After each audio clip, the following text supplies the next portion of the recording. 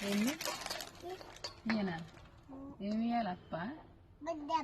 పెద్ద అప్పేనా సరే ఇదిగో మామూలుగా పెద్ద అప్పు ఇవ్వాలంట నీకురా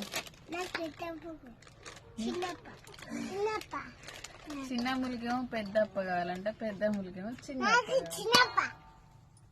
ఇంకొంచెం పోస్తుంది నైట్ కొంచెం ఇప్పుడు కొంచెం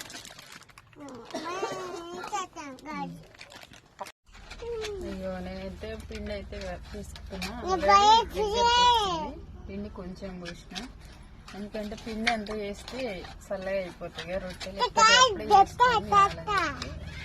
అయితే పిండి అయితే తీసుకున్నా మరి